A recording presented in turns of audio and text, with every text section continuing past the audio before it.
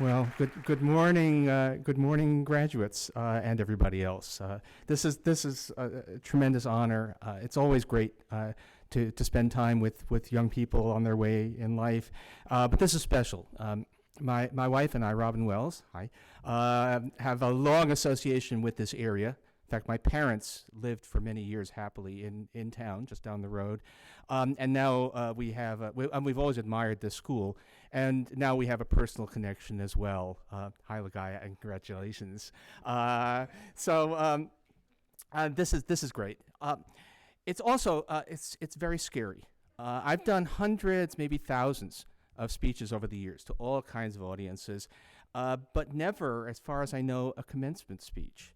So this is I have absolutely no idea what I'm doing.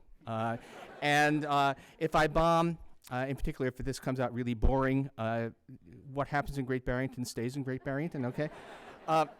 Okay, so what can I talk about? I'm not going to give you career advice. And I don't really claim any expertise in the art of living, although I like to think I've learned a little bit long after many years of not knowing what I was doing about life satisfaction. And I'll maybe say a word or two about that as we go along. But I think mainly what I want to do is talk about being a citizen of the United States, if you are, a citizen of wherever you are a citizen, if not, and a citizen of the world, all of us. I want to talk in particular about the attitude that you need to have, at least as I see it, in order to be a good citizen of all of those things, which is also closely related to the attitude for making the most of your own life, which involves a kind of hard-to-achieve balance. So to be a good citizen, you need to be able to acknowledge both the bad and the good, to face up to the things that have gone wrong, try and change them, without dismissing the things that have gone right. You need to be able to see that the answer to the question, is the glass half full or is it half empty, is yes, both. But you can try to fill it further. And it's our duty to do whatever we can to fill it further, to make that happen. And you really need to internalize, really take on board in your own sense of the world and your sense of yourself, something that seems like it's really trite, but isn't, which is that the thing to do is to keep on plugging and to never give up on that effort to fill that glass, which also matters a lot in your personal life. And I'll explain that briefly in a bit.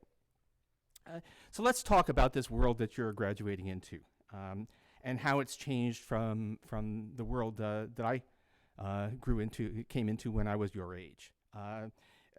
Because, this is where I go. And when I was your age, and when I was, I had to walk 12 miles to class barefoot. Okay, that's a lie. In fact, when I was your age, in some ways, life seemed easier than I suspect it seems to you and to many of today's students.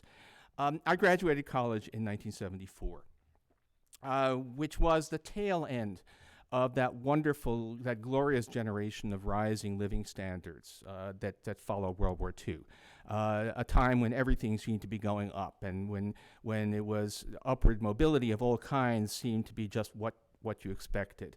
As it happened, it was actually a recession year. It turns out, but it didn't seem, nobody I knew was worried. We all expected it to bounce back, and we expected the good times to keep on rolling. I don't remember myself or any of my classmates being worried about making a living. I don't remember any of us worrying that we wouldn't be solidly middle class. That was just what was supposed to happen. Also, I think not irrelevant, while we didn't worry about ending up poor, we didn't worry or fantasize about becoming rich either.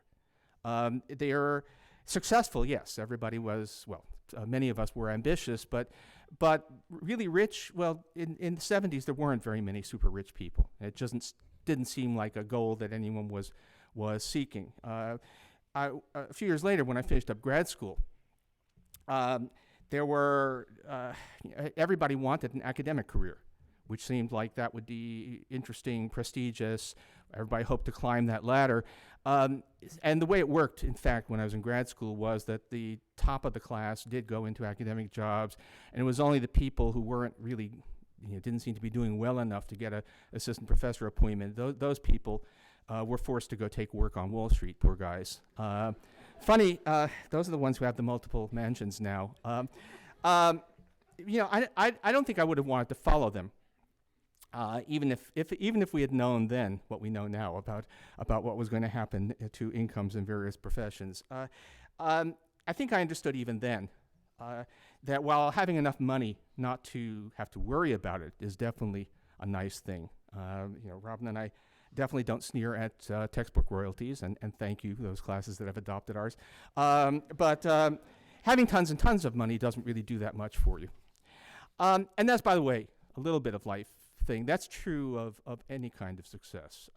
I know academics who have what, by any reasonable standard, are wonderful lives, better than 99.5% of humanity, but are torn up inside because they don't actually have an appointment at Harvard. And I know people who are at Harvard or equivalently prestigious places who are on constant state of turmoil and anger because they haven't yet gotten the Nobel Prize.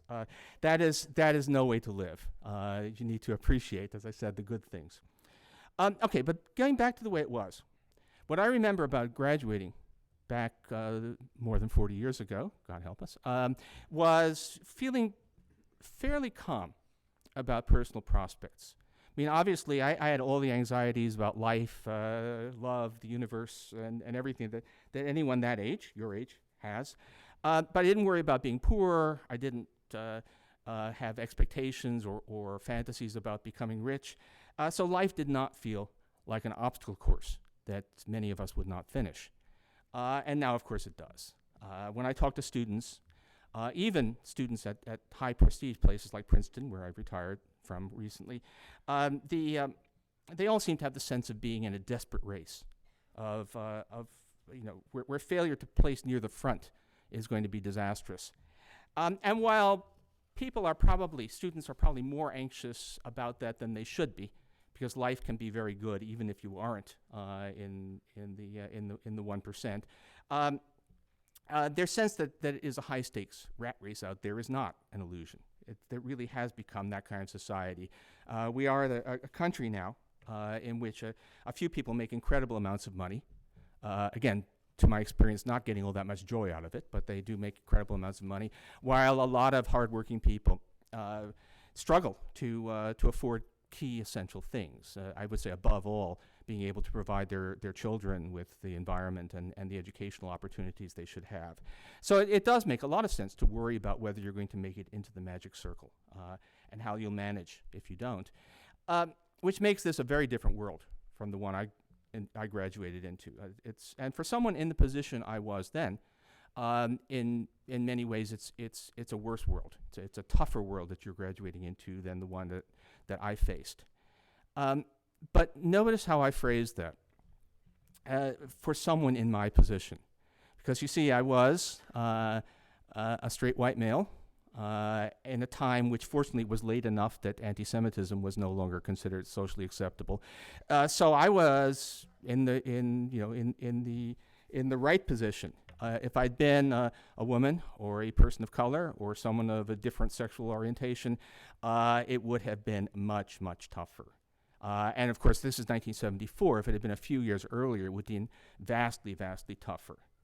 The struggle for money has gotten much worse than it was when I was your age. In other ways, the world, our society, has definitely gotten better. Okay, not saying that sexism, racism, other forms of prejudice have gone away. Again, just as Ian already said, just look at the political scene this year. But a lot of what's driving the vileness you see out there is surely the fact that some people have a sense that the traditional male monopoly, white male monopoly on power is going away, and you know what? They're right. This is a changing society, and in that way, direct. If the bad news about how America has changed since I was your age is that it's become vastly more unequal in terms of income, the good news is it's become much more tolerant and open in other ways. And let me give you an example where I can actually put some numbers on the change. I am a numbers person, not a people person. I told you I'm not going to give you a lot of lessons in the art of living. So it happens. I just find this one really kind of striking. Gallup has been asking people for a long, long time whether they approve of interracial marriage. Kind of a basic, raw question. And do you think that's okay? So we can go back to the days of my youth for a quick check on racial attitudes. And it's kind of amazing. The 60s were the age of Aquarius. 1968 was the summer of love. And in 1969, the percentage of white people who thought that interracial marriage was okay was 17. America was an incredibly racist society in those days in a way that it is not now. And the plurality, by the way, still disapproved into the 1980s. Now, today, almost nobody admits to having a problem with interracial marriage. Obviously, some people are not answering honestly. But even the need for hypocrisy is telling you about the progress we've made on that front. More recently, we've actually seen amazingly, to me, a shockingly fast sea change on another marriage question, which was, all of a sudden, most Americans are okay with marriages between people of the same sex. That's amazing. If you remember things as recently, well, recent to me at my age, not to you, as the 2004 election. I like to say that George W. Bush won that election by posing as America's defender against gay married terrorists. And since then, we've had another huge outbreak of tolerance and decency. Overall, have things gotten better or worse since I was young? Well, both. But I would say on the whole, we're a better society, experientially, morally, than we were then. Also, by the way, the food has gotten a lot better, and the coffee has gotten infinitely better. Trust me, you have no idea. Okay, and if our political life seems crazy right now, that's probably a byproduct of the good things happening in our society as a whole.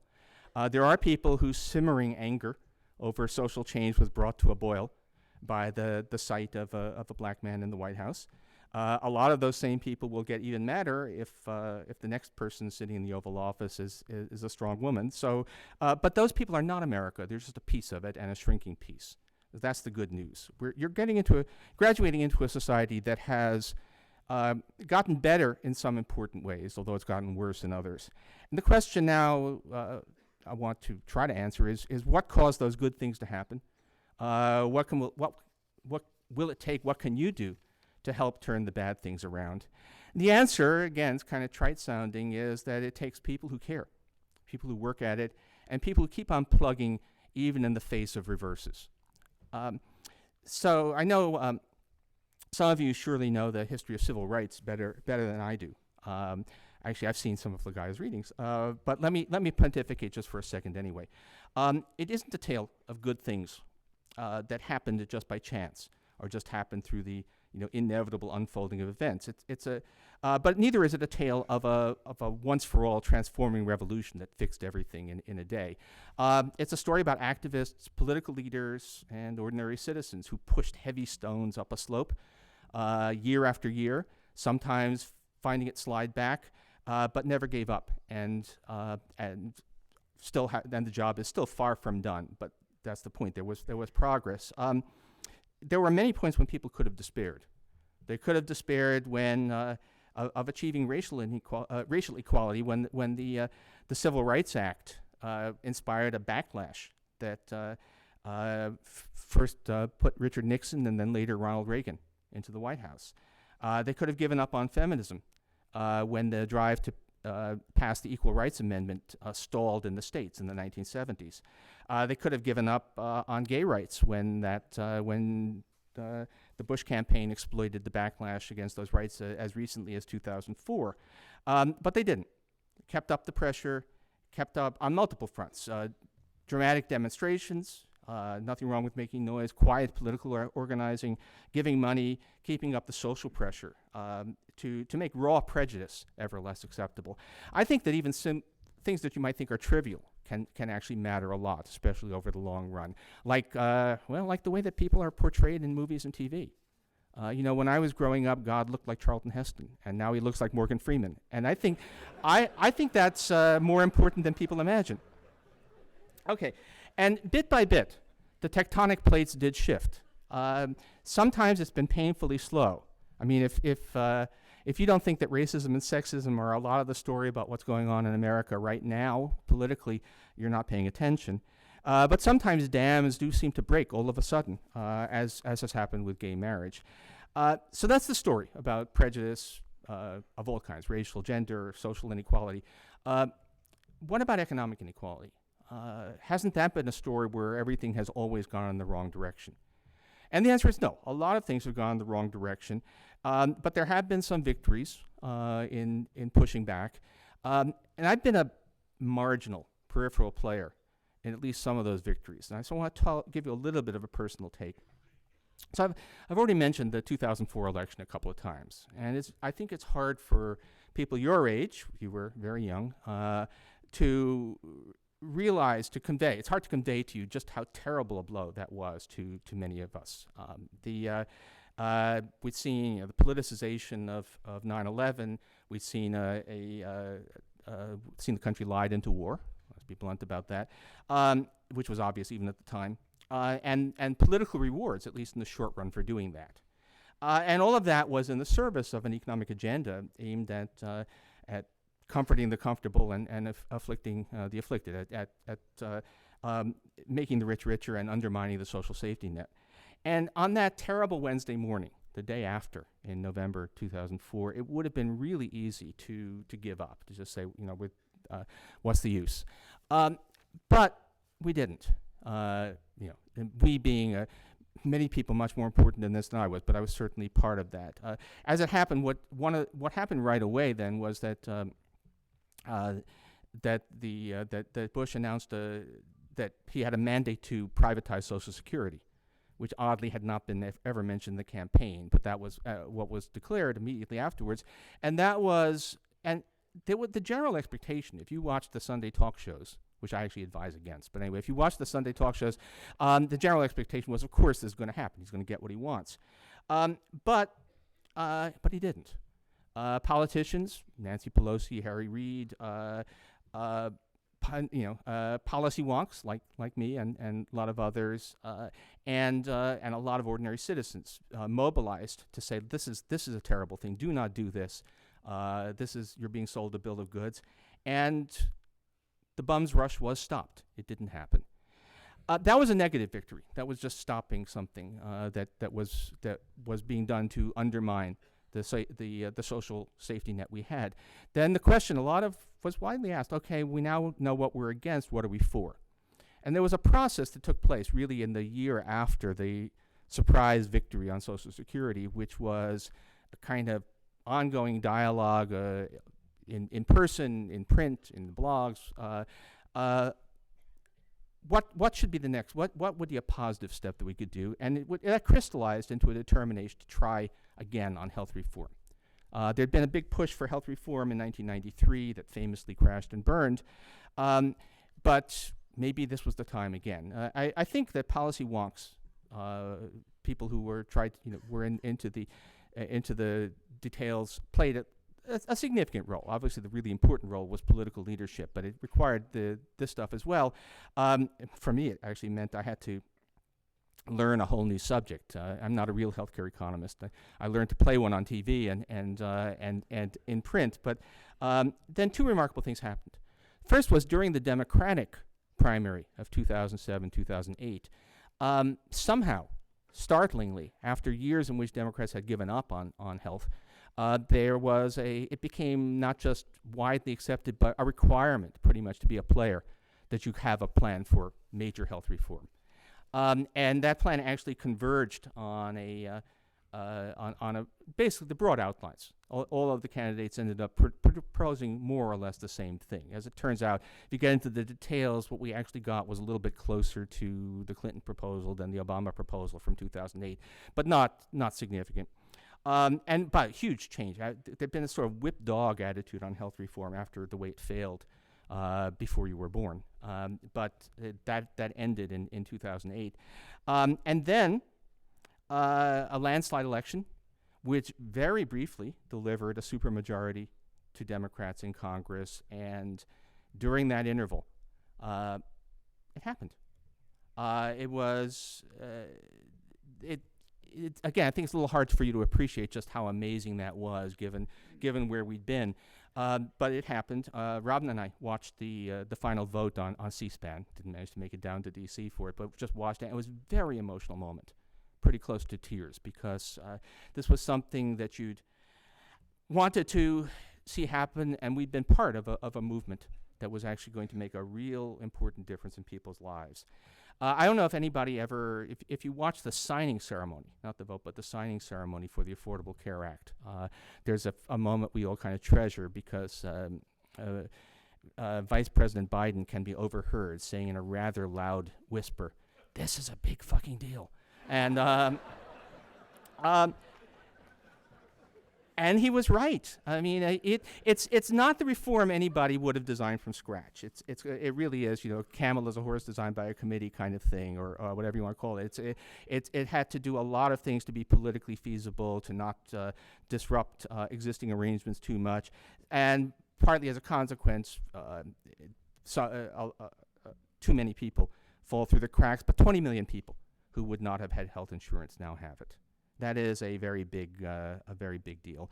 And even the people who aren't covered through this, who didn't get new insurance through it, are freer, more secure than they were. Now, if you lose your job, you don't have to fear that that's going to deny you health coverage. Now, if you decide you want to quit your job, you don't worry, well, but who will insure me? Because now we have a program that makes insurance very much more widely available.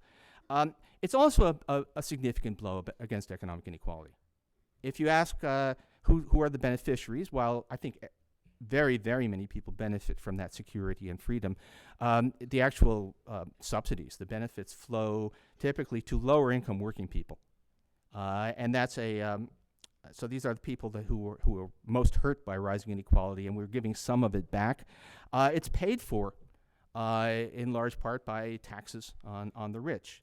Hardly anybody seems to know this, but in fact, during the Obama years, really just in the last few years, as he was able to get stuff into place, the tax rates on the top 1% have gone up quite a lot. They're actually back to about what they were in 1979.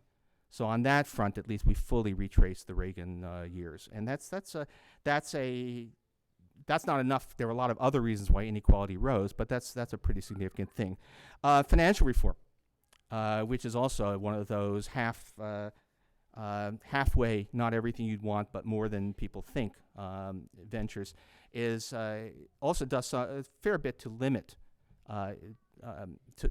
some of the sources of those extraordinary incomes at the top, that extraordinary, truly unearned incomes at the top. It's not quite as much of a big Biden deal as health reform, but it's not trivial either. And well, depending on who wins the election, we already see the outlines of real effective action on climate change as well. So this is not trivial stuff at all. Now, I'm not going to say, just to repeat, I'm not saying that the glass is, that we're doing great, that the glass is still half empty. What I'm saying is that if you keep working for good things, and if you don't give up easily, sometimes good change happens. Or maybe more accurately, sometimes you and other people who haven't given up can make good change happen.